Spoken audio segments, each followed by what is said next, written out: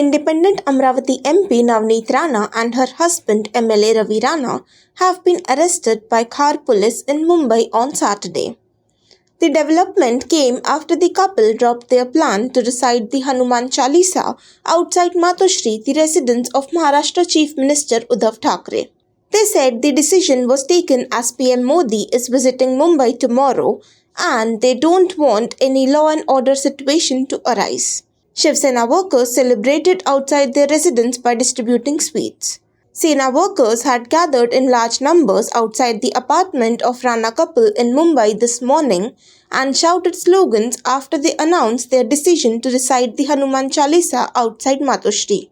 The ShivSena workers broke through the barricades and tried to enter the premises of the legislator couple's residence in suburban Khar. However, the police brought the situation under control and stopped the ShivSena workers from going further.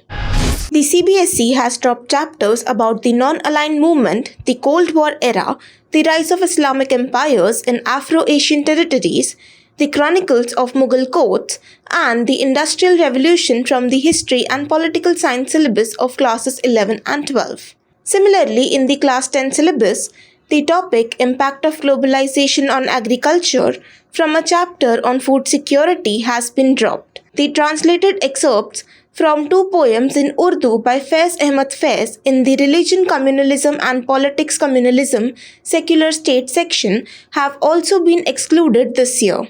The Central Board of Secretary Education has also dropped from the course content chapters on democracy and diversity. India wants to be strong friends with the liberal world, but it needs Russia's assistance to defend its borders, Finance Minister Nirmala Sitharaman told Bloomberg in an interview in Washington. Ms. Sitharaman said India, which has long-standing border disputes with neighboring Pakistan and China, and in the past has gone to war with both, was focused on protecting its own regional interests.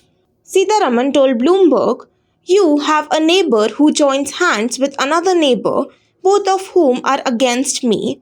In the context of Russia-Ukraine war, God forbid if there are alliances created, India has to be strong enough to protect itself."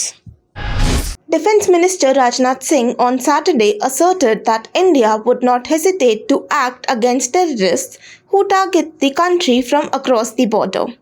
Speaking at a program where Assam-based veterans of 1971 Indian-Pakistan War were felicitated, Mr. Singh said that the government was working to wipe out terrorism from the country. India has been successful in giving out the message that terrorism will be strongly dealt with. We will not hesitate to cross borders if the country is targeted from outside, he maintained.